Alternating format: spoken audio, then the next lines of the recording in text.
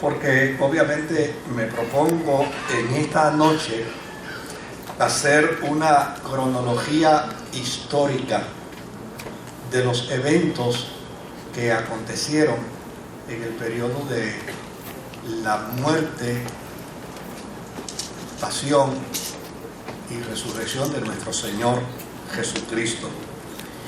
Cabe señalar que la razón por la que digo que vamos a hacer un análisis cronológico de los eventos es porque todavía al día de hoy hay teólogos que discurren entre un evento y otro en términos del día. Y desde luego, pues, para evitar el que haya algún tipo de confusión, en lugar de trabajar con respecto a días específicos, vamos a trabajar con los eventos cronológicos que acontecieron. El primer evento que sucedió es el que la cristiandad celebra en el día de hoy. La tradición cristiana ha denominado al día de hoy, obviamente, el Día de Ramos. Y se le denomina Día de Ramos porque, obviamente, en el momento en que Jesús entró a Jerusalén, la gente lanzó las ropas, las cotas, palmas, lanzaron al suelo para que sobre de ellas caminara el burrito que llevaba a Jesús. Teológicamente, ese día es denominado dentro de la tradición teológica como la entrada triunfal. Y es una entrada triunfal porque obviamente es el momento donde el propósito de Dios a través de la persona de Jesucristo se cumple, indistintamente la resistencia que hubo por parte de los religiosos de Israel. Esta historia, como mencionamos hoy en la mañana, comienza precisamente con el Evangelio según San Marcos, en el capítulo 11 del Evangelio según San Marcos, el verso 1 y el verso 2, y luego del verso 7 al verso 11. Y desde luego esa historia comienza ahí, y al comenzar de esa forma, voy a pedirle allá que tan pronto mencione, lo lance, porque vamos solamente a comentar sobre ellos. Es la historia que Marcos registra cuando Jesús entra a Jerusalén. Y él entra a Jerusalén y desde luego el pueblo comenzó a gritar Hosana, que significa ven a salvarnos. Desde luego el Hosana que grita el pueblo es un Hosana como resultado de la experiencia dentro del contexto que provocó la persona de Jesús entrando a Jerusalén sobre un burrito. En la psiquis del pueblo de Israel estaba meridianamente claro la experiencia de que una vez a Israel entró un judío perteneciente a una familia judía, la familia de los macabeos, y este judío entró luego de vencer a un rey sirio y expulsarlo de Jerusalén. Cuando él entra montado sobre un burrito para de esta forma hacerle saber al pueblo de Israel que había llegado un periodo de paz y un periodo de gloria para Israel. Desde luego, esa experiencia está guardada en la mente y en el corazón del pueblo. Y cuando el pueblo ve a Jesús entrar en el burrito, inmediatamente comienzan a gritar, comienzan a vociferar, Hosana, es decir, ven a salvarnos. Porque llana y sencillamente el pueblo vivía dentro del marco de una experiencia de dolor, de sufrimiento, de angustia, de pesar. El pueblo estaba defraudado por el elemento religioso.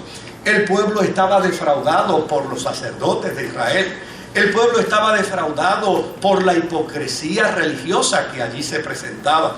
El pueblo estaba defraudado por la invasión del Imperio Romano que había obstruido el propósito de orgullo de una nación como era la nación de Israel. Pero llana y sencillamente Jesús y el Padre sabían la intención de su entrada a Jerusalén. Él entraba a Jerusalén para confrontar la mentira con la verdad, para confrontar la injusticia con justicia, para confrontar el odio con el amor. Pero dentro de ese marco de confrontación, Jesús logró hacer algo que ya había anunciado. Él le había anunciado que su evangelio, su prédica traería espada, que su prédica traería confrontación, que su prédica traería resistencia, porque desde luego, cuando un mentiroso quiere permanecer en su mentira, la verdad lo exaspera. Cuando un injusto quiere mantenerse en su injusticia, una confrontación de justicia lo exaspera, lo desespera, lo pone en posición de hostilidad. Y Jesús sabía que dentro del corazón de los religiosos de Israel, la confrontación provocaría un plan nefasto para matarlo. Pero ese plan nefasto no era producto de una acción de éxito y de victoria del mal, sino era necesario, dijo Jesús, que el Cristo padeciese. Era necesario que el Cristo muriera en una cruz, porque como resultado de su padecimiento, como resultado de su muerte, de su pasión y de su resurrección, el ser humano podría estar entonces reconciliado con el Eterno. Ahora, ese capítulo 11 de Marcos termina diciendo que cuando Jesús entra a Jerusalén, subió al templo y miró el templo. Y luego que hubo mirado el templo y hubo mirado lo que allí había, lo que allí acontecía, entonces se fue. Desde luego, ese día era el día en que se adquiría, ¿sabe qué? Se adquiría el Cordero de la Pascua. Todos los judíos salieron a comprar y adquirir un corderito para la Pascua, para la experiencia de la cena pascual, para la experiencia del sacrificio. Y desde luego, ¿dónde se compraba el cordero o el cabrito para la Pascua? Pues ¿sabe dónde se compraba? En el templo. Pero la venta del cordero, del cabrito para la Pascua, dentro del templo, era la venta más inmoral que existía en aquel momento. ¿Por qué razón? Porque no solamente eran ellos los que vendían el animalito para la celebración de la Pascua. Había otros vendedores fuera del templo que vendían. Pero desde luego, la religiosidad de Israel controlaba el negocio de la venta de los animales para el sacrificio. ¿Y qué ellos hacían? Bueno, pues Moisés Román vendía corderitos fuera del templo porque no era parte del sacerdocio. Y cuando Moisés Román vendía un corderito afuera y alguien que lo compraba entraba al templo, el sacerdote se lo declaraba impuro, se lo declaraba malsano, se lo declaraba imperfecto. Y cuando se lo declaraba imperfecto, le decía, si tú quieres celebrar el verdadero sacrificio, tienes que comprar este. Y vale más caro. Jesús entró al templo para observar lo que allí sucedía. Y desde luego se defraudó. Pero note bien que dice Marcos en el capítulo 11, hasta el verso 11, que llana y sencillamente salió de allí y entonces se fue a Betania. Ese fue el primer domingo, eso fue lo que sucedió el primer domingo. Ahora, después que se fue a Betania esa noche, Jesús comenzó a meditar en lo que había visto dentro del templo. Y desde luego, en la mañana, le dijo a sus discípulos, vamos a regresar de nuevo a Jerusalén. En Marcos capítulo 11, versículo 12 al versículo 19, nos plantea precisamente el regreso de Jesús al otro día, es decir, el regreso de Jesús el lunes a Jerusalén. Y dice la Escritura, al día siguiente, cuando salían de Betania, Jesús tuvo hambre. Y mira lo que dice: viendo a lo lejos una higuera que tenía hojas, fue a ver si hallaba algún fruto. Cuando llegó a ella, solo encontró hojas, porque no era el tiempo de higos. Y mira lo que dice: nadie vuelva jamás a comer fruto de ti, le dijo a la higuera, y lo oyeron sus discípulos. Verso 15. Dice: llegaron pues a Jerusalén. Jesús entró en el templo y comenzó a echar de allí a los que compraban y vendían en el templo. Note bien cómo empieza a desarrollarse la idea, el concepto histórico al otro día. Sale de Betania, en el camino tiene hambre y va a una higuera. Y cuando llega a la higuera, descubre que la higuera no tenía higos. Pero fíjese el cuidado de Marcos. Marcos dice: no era tiempo para que la higuera echara ¿qué? Echara higos. Pero llana y sencillamente Jesús miró a la higuera y la maldijo. Cuando maldijo a la higuera, obviamente el autor de la historia dice: la maldijo cuando sabía que no era tiempo para echar higos. Desde luego, ese evento no tiene que ver nada en lo absoluto con un acto de hostilidad de Jesús con la naturaleza. Ese planteamiento con lo que tiene que ver es con la manera como Jesús estaba defraudado de la religión judía, de los religiosos judíos, porque a fin de cuentas Él esperaba que los religiosos de Israel pudieran dar fruto en cualquier tiempo. Porque a fin de cuentas, en la conciencia de la vida cristiana, el cristiano no es cristiano nada más cuando llega el domingo a la iglesia. El cristiano no es cristiano nada más cuando tiene una experiencia de oración. El cristiano es cristiano los 7 días de la semana. Se conduce como cristiano, habla como cristiano, piensa como cristiano, actúa como cristiano, vive como cristiano, resuelve problemas como cristiano, reflexiona como cristiano, trata a los que están en su entorno como cristiano. Y desde luego, para Jesús, quien no pueda dar fruto en todo tiempo, no merecía en ese momento llamarse higuera. De ahí salta la historia para decir que ese mismo lunes Jesús entró al templo y ya tenía un plan definido. ¿Qué voy a hacer con los mercaderes del templo? ¿Qué voy a hacer con los que engañan a la gente?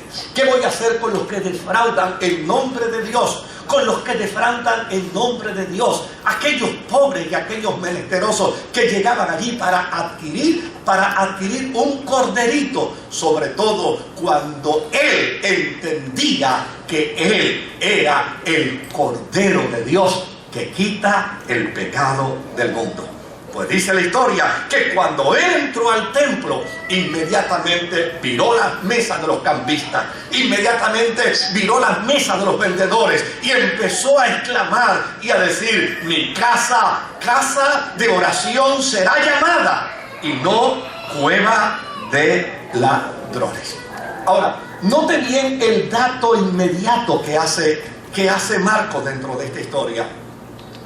Tan pronto Jesús tomó la decisión de dignificar el santuario para que respondiera al propósito divino, de dignificar la casa de Dios para que la casa de Dios respondiera al propósito divino, inmediatamente Jesús determinó esta acción. Entonces los religiosos, en lugar de felicitarle, en lugar de decirle: perdónanos, estábamos equivocados, lo estábamos haciendo mal, esto no se debió haber hecho de esta manera, pero qué bueno que tú nos los has recordado, qué bueno que tú nos has hecho cambiar de posición. En lugar de ello, inmediatamente se reunieron y dijeron: a este hay que matarlo. Ya al segundo día de la semana de la pasión, ya los religiosos de Israel habían decidido que a Jesús había que matarlo. Una vez Jesús sale del templo aquella tarde, decide regresar de nuevo hacia Betania. Una vez llega a Betania, en Marcos capítulo 11 y versículo 20, note bien lo que dice entonces. Marcos 11 y versículo 20 dice: por la mañana, es decir, regresó a Betania, pasó la noche en Betania y por la mañana le dijo a sus discípulos: volvemos de nuevo, ¿para dónde? Volvemos de nuevo para Jerusalén. Jesús quería confrontar a los religiosos de su tiempo, a pesar de que él sabía que esta confrontación le provocaría la muerte. Pero a fin de cuentas, la muerte no era producto del odio. La muerte sería parte del propósito y del amor de Dios para reconciliar con Él a toda la humanidad. Pero note lo que dice. Cuando llegó la mañana, dice, al pasar junto a la higuera, vieron que se había secado de raíz. El símbolo de la higuera era Israel. Israel en el contexto de aquel momento, por su falta de frutos, por no aceptar a Jesucristo como Señor y Salvador. De hecho, cuando Jesús entró a Jerusalén, la reflexión de algunos de los escritores bíblicos, mira a qué conclusión llegó. Dice, a los suyos vino y los suyos no le recibieron. ¿A qué Él fue a Jerusalén? Él fue a Jerusalén para que el pueblo de Israel reconociera que Él era el Cordero de Dios. Pero no le reconocieron como el Cordero de Dios. Todo lo contrario, determinaron que a Él había que matarlo. Y desde luego, ahora se compara la higuera con el pueblo de Israel para hacerle saber que por la falta de fruto de Israel, la nación se secaría y se destruiría. Querido, la fecha aproximada para este evento fue en el año 33. En el año 33 después del nacimiento de Cristo. Mire qué dato interesante. 37 años después.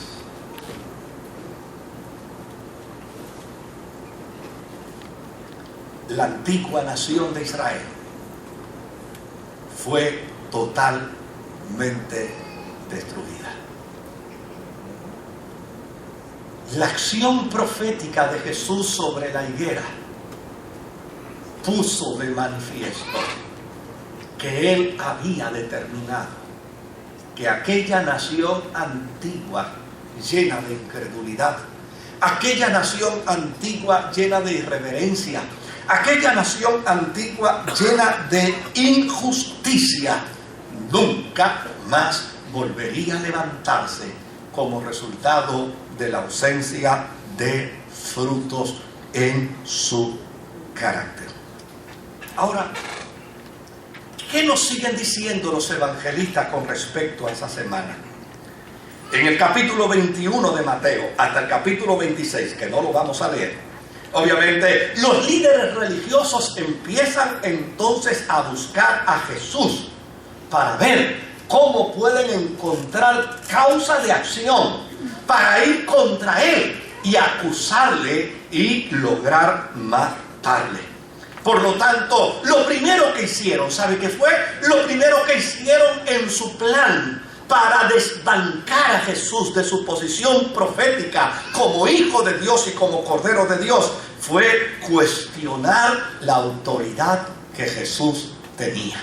Ellos sabían perfectamente bien que si ellos cuestionaban la autoridad de Jesús como Mesías, si cuestionaban la autoridad de Jesús como Hijo de Dios, si cuestionaban la autoridad de Jesús como rabino, llana y sencillamente cuestionada la autoridad de Jesús, entonces ellos podrían disponer de Jesús para el momento en que ellos quisieran destruirle.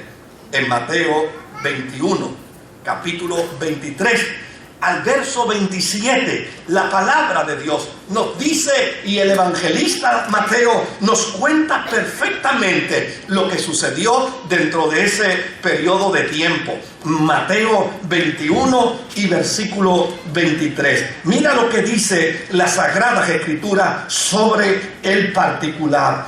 Dice: Jesús entró en el templo y mientras enseñaba, se le acercaron los jefes de los sacerdotes y los ancianos del pueblo para preguntarle: ¿con qué autoridad haces esto? Lo interrogaron: ¿quién te dio esa autoridad? Y él les dijo: yo también voy a hacerle una pregunta. Si me la contestan, le diré con qué autoridad yo hago esto. El bautismo de Juan, ¿de dónde procedía? ¿Del cielo o de la tierra? Ellos se pusieron a discutir entre sí y llegaron a esta conclusión: si respondemos del cielo, nos dirá, entonces ¿por qué no le creyeron? Pero si decimos de la tierra, tenemos al pueblo, porque todos consideran que Juan era un profeta de Dios. Así que le respondieron a Jesús: no lo sabemos. No lo sabemos. ¿Y sabe lo que Jesús les contestó? Pues yo tampoco les voy a decir con qué autoridad yo hago esto. ¿Por qué razón, querido? ¿Por qué razón? Porque desde luego el propósito de Jesús entrando a Jerusalén a lo largo de toda esta semana era precisamente para darle la última oportunidad a Israel. Porque Dios es el Dios de las 1001 oportunidades. Era el momento en que a través de Jesús Dios quería hacerle saber a Israel: te doy una oportunidad más, mira a ver si la aprovecha. Te voy a dar otra oportunidad más, mira a ver si la aprovecha. Te doy otra oportunidad más. Pero obviamente las oportunidades de Jesús eran oportunidades con misericordia, pero eran oportunidades con verdad, eran oportunidades de confrontación, eran oportunidades de un proceso donde Jesús los desafiaba para que en ellos hubiera verdad. A la larga, la intención de ellos no era esa. La intención de ellos era reafirmarse en sus mentiras. La intención de ellos era reafirmarse en sus injusticias. La razón de ellos era reafirmarse en su perversidad.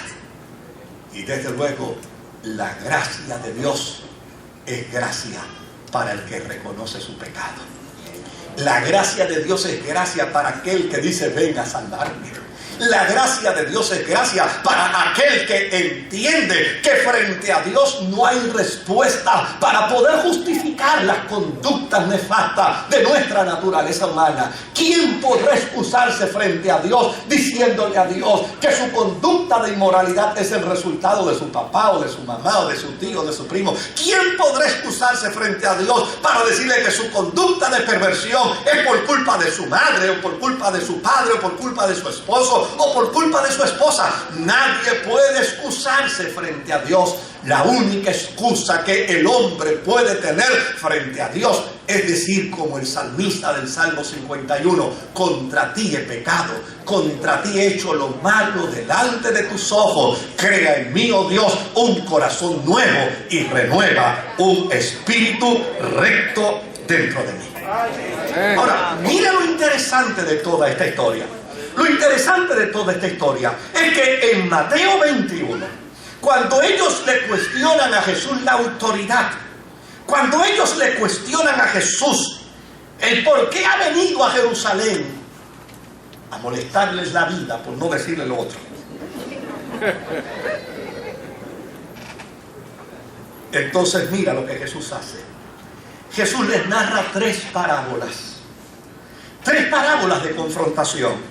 La primera de ellas la encontramos en Mateo 21, versos 28 al 32. Y yo se las voy a leer porque son 3 parábolas, óigame, que no tienen desperdicio. Mateo 21, verso 28 al 32. Jesús les dice a los religiosos de su tiempo: ¿qué les parece? había un hombre que tenía 2 hijos. Se dirigió al primero y le pidió: hijo, ve a trabajar hoy en el viñedo. No quiero, contestó, pero después se arrepintió. Después se arrepintió y se fue. Luego el padre se dirigió al otro hijo y le pidió lo mismo. Este contestó: sí, señor, pero no fue. ¿Cuál de los dos hizo lo que su padre quería? El primero, contestaron los religiosos. Ahora, nota bien. El primero fue el que dijo: no voy, pero fue. El segundo era el que dijo: sí voy, pero no fue. Desde luego, esto trata precisamente con el plan de la salvación. Dios le dijo a la gentilidad: ve y salva, pero la gentilidad estaba perdida, por lo tanto decidió que no ir. Pero entonces Dios le dijo a Israel: ve y salva a la gentilidad. Israel le dijo: sí, vamos, pero nunca fueron. Ahora, mira la respuesta que Jesús les da. Les aseguro que los recaudadores de impuestos y las prostitutas van delante de ustedes hacia el reino de Dios.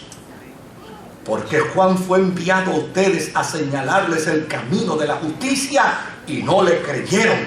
Pero los recaudadores de impuestos y las prostitutas sí le creyeron. E incluso después de ver esto, ustedes no se arrepintieron para creerle. ¿Qué Jesús le está planteando con esta primera parábola? Les está planteando que más posibilidad de salvarse tiene un pecador que confiese ante Dios su pecado que un religioso que justifique su pecado con religiosidad. Aleluya. Le refirió una segunda parábola. Está en el verso 33 al verso 44. Yo quiero compartirle esto para que ustedes tengan idea. ¿Dónde estaba Jesús esa última semana? ¿Qué vivió Jesús esa última semana? ¿Por qué fue que finalmente llegó hasta el madero? ¿Cómo fue que confrontó a los religiosos de su tiempo a tal punto que dijeron: hay que matarlo? Mira lo que dice el verso 33. Dice: escuchen otra parábola, le dice Jesús a los religiosos. Había un propietario que plantó un viñedo, lo cercó, cavó un lagar y construyó una torre de vigilancia. Luego arrendó el viñedo a unos labradores y se fue de viaje. Cuando se acercó el tiempo de la cosecha, mandó sus siervos a los labradores para recibir de esto lo que les correspondía. Los labradores agarraron a esos siervos, golpearon a unos, mataron a otros, apedrearon a un tercero. Después les mandó otros siervos en mayor número que la primera vez y también los maltrataron. Por último les mandó a su propio hijo, pensando: a mi hijo sí lo respetarán. Pero cuando los labradores vieron al hijo, se dijeron unos a otros: este es el heredero, matémosle para quedarnos con su herencia. Así que le echaron mano, lo arrojaron fuera del viñedo y lo mataron. Ahora bien, cuando vuelva el dueño, ¿qué hará con esos labradores?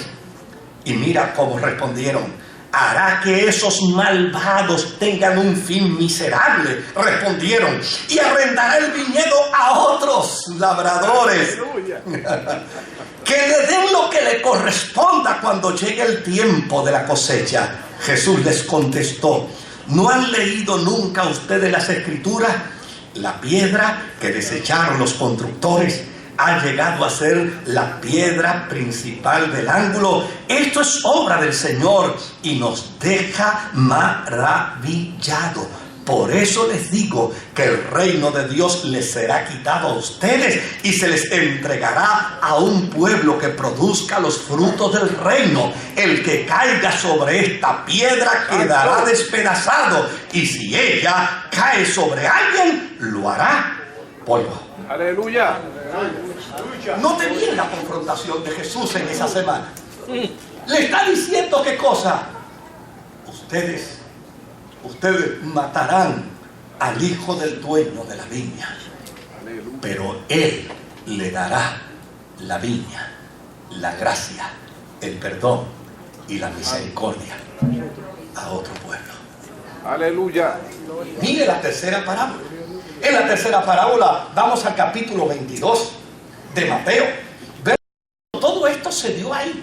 Y es importante que usted lo sepa. Es importante que usted lo entienda. Ahí precisamente en el capítulo 22 dice que hubo la parábola del banquete de bodas. El reino de los cielos es como un rey que preparó un banquete de bodas para su hijo. Mandó a sus siervos que llamaran a los invitados, pero estos se negaron a asistir al banquete. Luego mandó a otros siervos y les ordenó: digan a los invitados que he preparado mi comida. Ya han matado mis bueyes y mis reses cebadas y todo está listo. Vengan al banquete de bodas. Pero ellos no hicieron caso y se fueron uno a su campo, otro a su negocio. Los demás agarraron a los siervos, los maltrataron y los mataron. El rey se enfureció, mandó su ejército a destruir a los asesinos y a incendiar su ciudad. Luego dijo a sus siervos: el banquete de bodas está preparado, pero los que invité no merecían venir. Vayan al cruce de los caminos e inviten al banquete a todos los que encuentren. Así que los siervos salieron a los caminos y reunieron a todos los que pudieron encontrar, buenos y malos,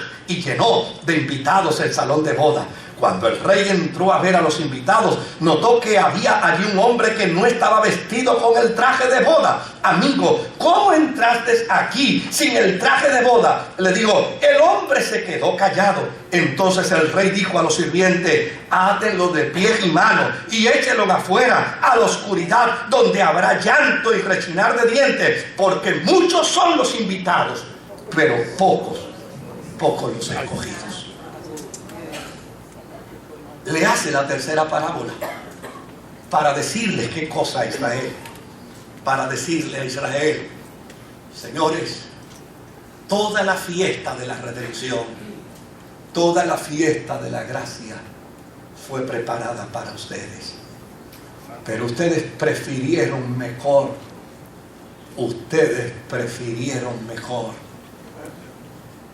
el renombre de su religiosidad. Prefirieron mejor el lustre de sus capacidades intelectuales. Prefirieron mejor la vanagloria de sus pensamientos. Y a la larga terminaron renunciando a aquel que los invitó a la gracia. Por lo tanto, yo he determinado que ahora disfrutará de la gracia todo hombre y toda mujer, no importa qué ustedes opinen de ellos. Si ustedes opinan que son buenos, vendrán a mi boda. Si ustedes opinan que son malos, también llegarán. ¿Qué hacían los judíos por la mañana cuando se levantaban con respecto a los gentiles? Decían: gracias a Dios porque no me hiciste ni mujer ni gentil. ¿Qué era lo próximo que decían? Los gentiles son el combustible para que el infierno arda. Pues a los suyos vino y los suyos no les recibieron, mas a los que les recibieron les dio el derecho de ser llamados hijos de Dios. Desde luego, los líderes religiosos, imagínense, con 3 planteamientos de parábolas para decirle lo que les dijo, no se iban a quedar callados. Así que determinaron: con esto es así, no te preocupes, nosotros te vamos a hacer 3 preguntas a ti. Todo esto se dio dentro del contexto del templo. Todo esto se dio dentro de esa semana. La primera pregunta que le hicieron está en Mateo 22, en el versículo 15 y verso 22. Y mira lo que dice la primera pregunta. Entonces salieron los fariseos y tramaron cómo tenderle a Jesús una trampa con sus mismas palabras. Enviaron a algunos de sus discípulos junto con los herodianos, los cuales dijeron: Maestro, sabemos que eres un hombre íntegro y que enseñas el camino de Dios de acuerdo con la verdad. No te dejas influir por nadie, porque no te fijas en las apariencias. Danos tu opinión. ¿Está permitido pagar impuestos al César o no? Conociendo sus malas intenciones, Jesús les replicó: hipócritas, ¿por qué me tienden trampas? Muéstrenme la moneda para el impuesto. Y se le enseñaron. ¿De quién son esta imagen y esta inscripción?, les preguntó. Del César, respondieron. Entonces Jesús dijo: denle al César lo que es del César y a Dios lo que es de Dios. la hipocresía de ellos era tan grande que ni le querían pagar al César, ni le querían dar a Dios. Luego le hicieron la segunda pregunta. Aparece en Mateo 22, verso 23 al verso 33. Dice: ese mismo día los saduceos, que decían que no hay resurrección, se le acercaron y le plantearon un problema. Maestro, Moisés nos enseñó que si un hombre muere sin tener hijos, el hermano de ese hombre tiene que casarse con la viuda para que su hermano tenga descendencia. Pues bien, había entre nosotros 7 hermanos. El primero se casó y murió, y como no tuvo hijos, dejó la esposa a su hermano. Lo mismo le pasó al segundo y al tercero, hasta llegar al séptimo. Por último, murió la mujer. Ahora bien, en la resurrección, mire qué sinvergüenza, no creían en la resurrección. No creían en la resurrección. Pero mira lo que preguntan: en la resurrección, ¿de cuál de los 7 será esposa esta mujer? Ya que todos estuvieron casados con ella. Jesús les contestó: ustedes andan equivocados porque desconocen las Escrituras y el poder de Dios. Ustedes podrán ser religiosos y podrán ser doctores de la ley y podrán estar llenos de tradiciones religiosas, pero cuando el ser humano desconoce el poder de Dios, está perdido. En la resurrección, las personas no se casarán ni se darán en casamiento, sino que serán como los ángeles que están en el cielo. Pero en cuanto a la resurrección de los muertos, no han leído lo que Dios le dijo a ustedes: yo soy el Dios de Abraham, el Dios de Isaac y el Dios de Jacob. No es Dios de muertos, sino Dios de vivos. La tercera pregunta la encontramos en el verso 34. Ellos están buscando de alguna manera te agarramos. De alguna manera te vamos a agarrar y te vamos a acusar. Así que en el verso 34 dice: los fariseos se reunieron al oír que Jesús había hecho callar a los saduceos. Uno de ellos, experto en la ley, le tendió una trampa con esta pregunta: Maestro, ¿cuál es el mandamiento más importante de la ley? El Señor contestó: ama al Señor tu Dios con todo tu corazón, con todo tu ser y con toda tu mente. Le respondió el Señor: este es el primero y el más importante de los mandamientos. El segundo se parece a este: ama a tu prójimo como a ti mismo. De estos 2 mandamientos dependen toda la ley y todos los profetas. Si puedes amar a Dios con todas las fuerzas de tu corazón, se supone que no estén planificando hacerme una trampa para matarme, porque yo soy el prójimo de ustedes. Es aquí donde finalmente los historiadores bíblicos dicen que lo próximo que hizo Jesús fue citarle por 7 veces a los fariseos y a los saduceos la siguiente expresión: ay de vosotros, escribas y fariseos hipócritas. Cualquiera pudiera concluir: Jesús fue a buscar pelea a Jerusalén. Jesús fue a provocar a Jerusalén, a los religiosos. Sí, los fue a confrontar. Pero la confrontación era una oportunidad. Era la oportunidad para que ellos se arrepintieran. Era la oportunidad para que ellos reconocieran su error. Era la oportunidad para que ellos reconocieran que estaban por el camino equivocado. Pero llana y sencillamente el corazón de ellos estaba endurecido. Moraleja: nunca permitas que tu corazón y el mío se endurezca de tal manera que la palabra de Dios no logre en nosotros transformación de vida. Todos los seres humanos podemos errar. Todos los seres humanos podemos fallar. Todos los seres humanos podemos cometer errores. Y note bien que estoy diciendo todo, porque cuando digo todo, yo soy el primero. Yo me incluyo primero que los demás. Todos los seres humanos podemos desacertar al blanco de la vida. Pero ¿sabe algo? Cuando Dios nos confronta mediante su Espíritu Santo, más vale que en el momento de la confrontación de Dios, en lugar de buscar excusa, le digamos a Dios: perdónanos. Perdónanos.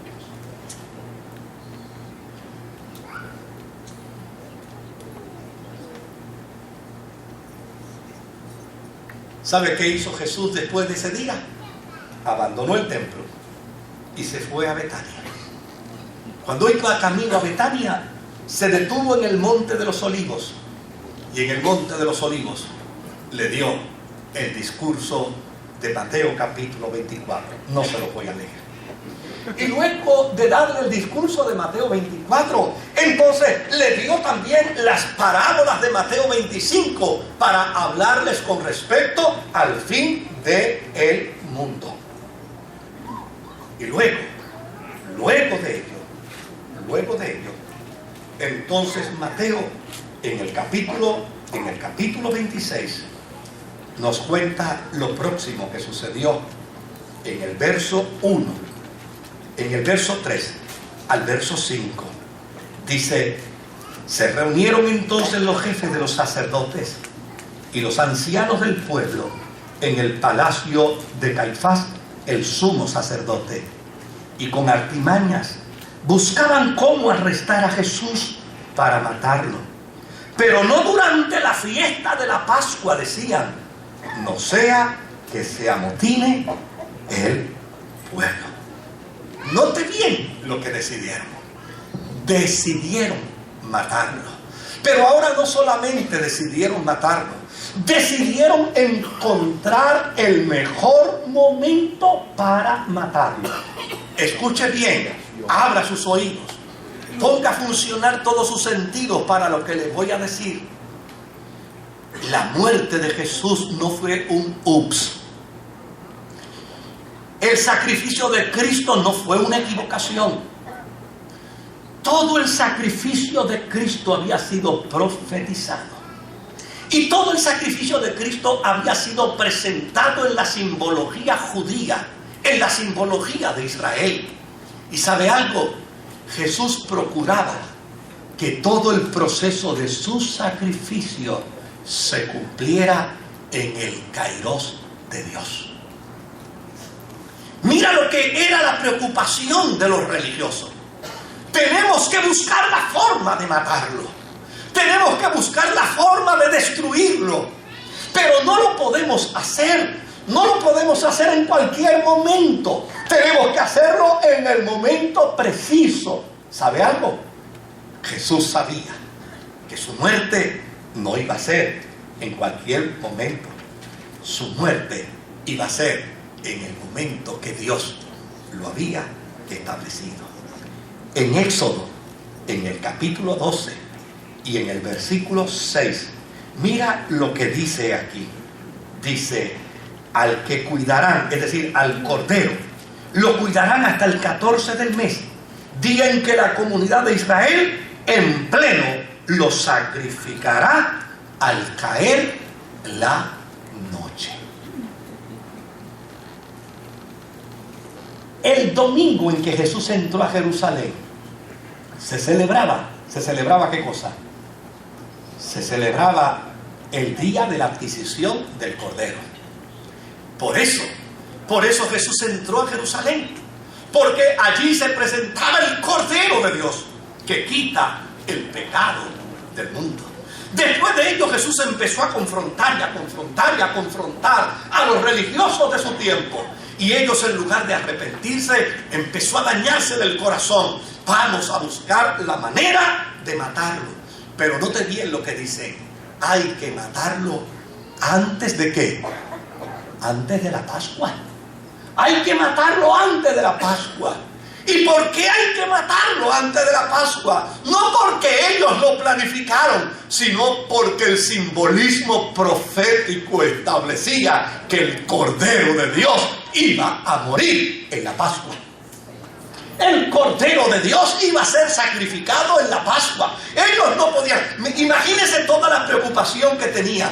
En la Pascua es el peor momento, porque se los puede revelar el pueblo.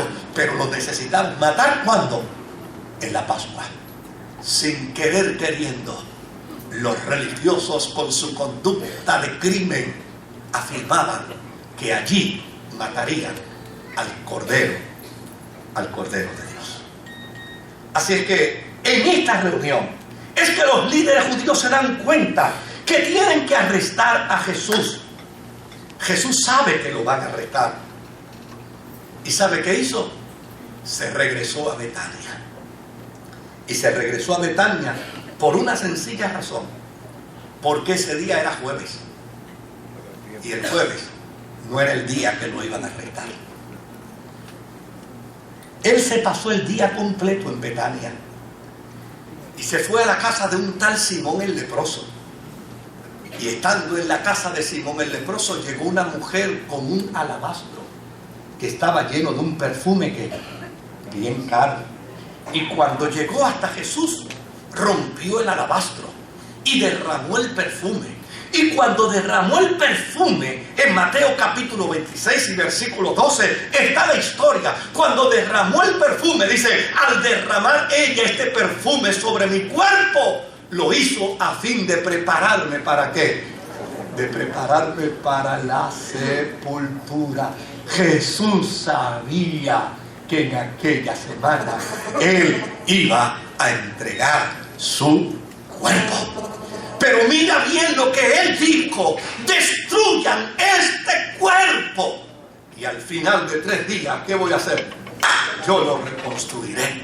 De hecho, Job en el planteamiento profético, cientos de años antes, había dicho: yo sé que mi Redentor vive y al fin se levantará del polvo y yo le veré.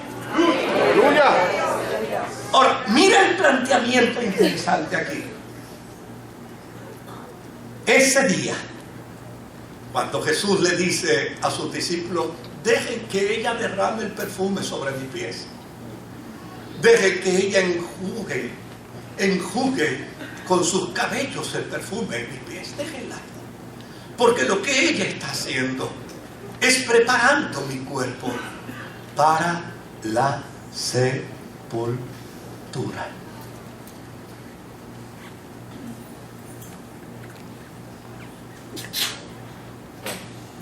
De allí,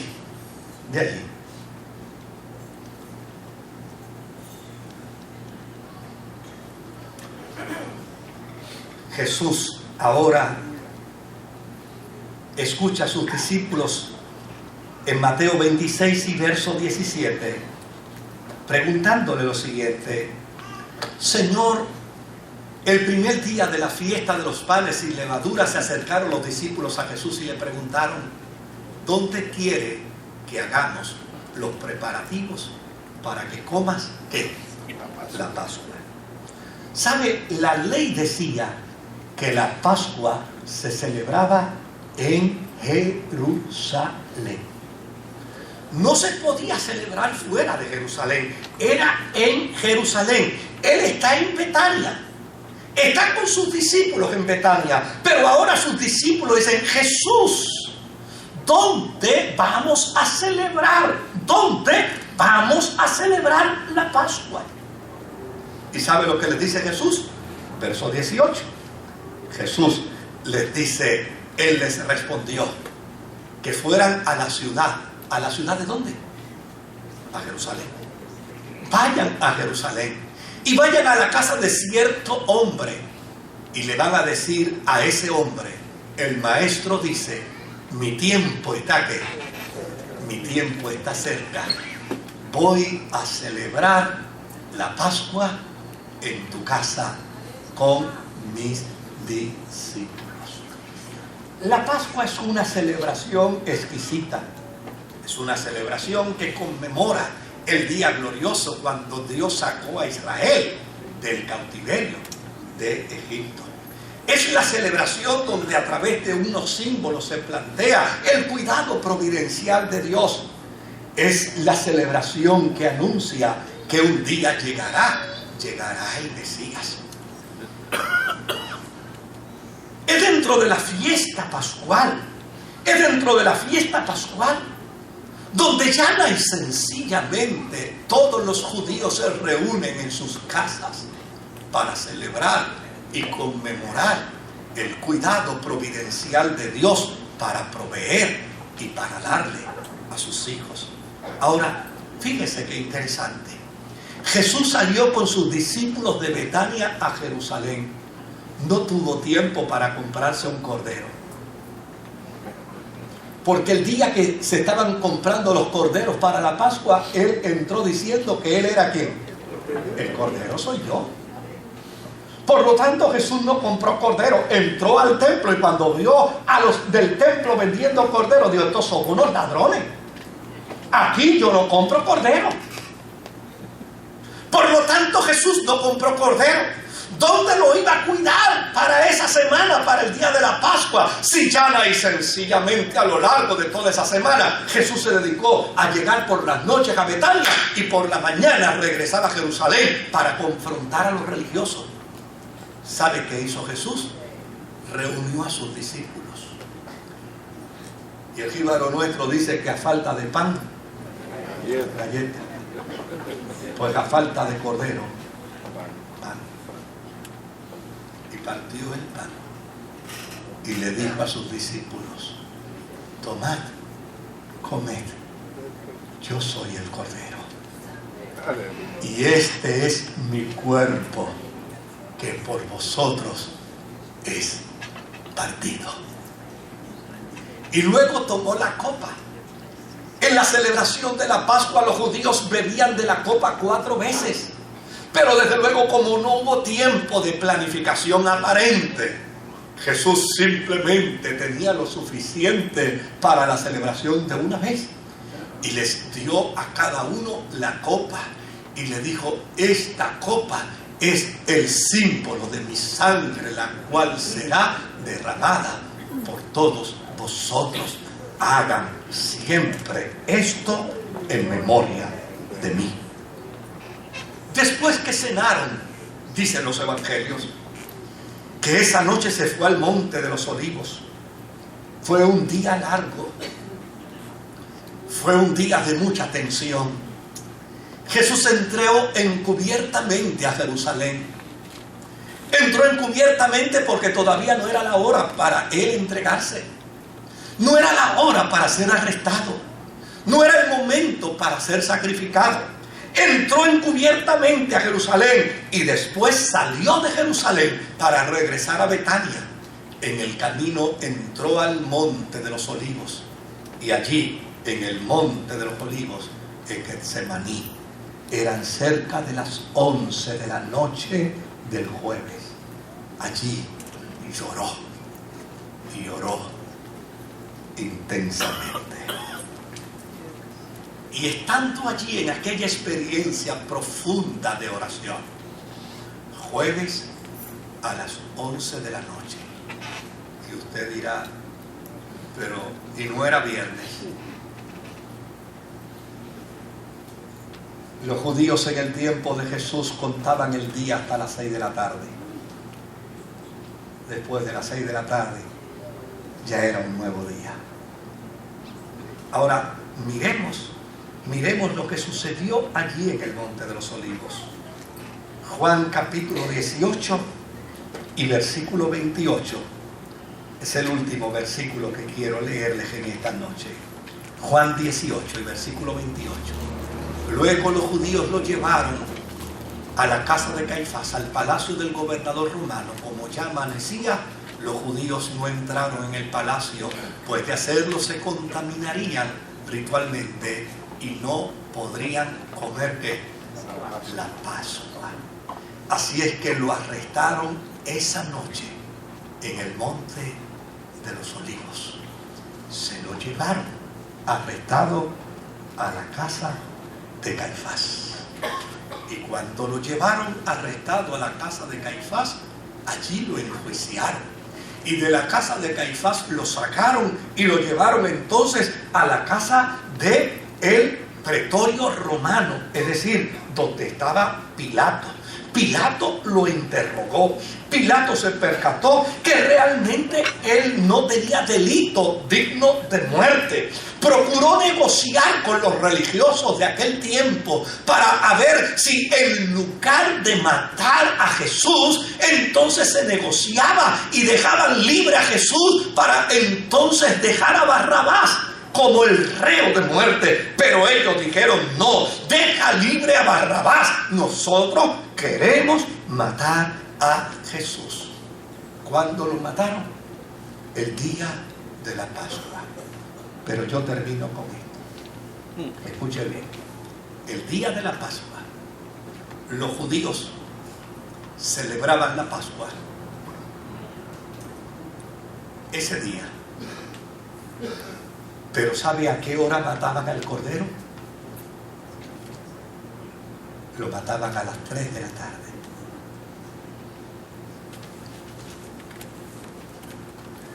A Jesús lo arrestaron en la noche. Lo bambolearon toda la noche entre la casa de Caifás y Poncio Pilato. Hasta que finalmente, después de desfigurarle el rostro, después de masacrar su cara, a las 9 de la mañana lo pendieron de la cruz. Y desde las 9 de la mañana, 10, 11, 12, 1, 2 y 3. Es decir, a la segunda tarde. Yo no tengo el tiempo para plantearle todo lo que dice el libro de Éxodo sobre la fiesta de la Pascua. Pero en la fiesta de la Pascua del libro de Éxodo se decía, ¿sabe qué? Que el cordero tenía que ser sacrificado, ¿sabe a qué hora?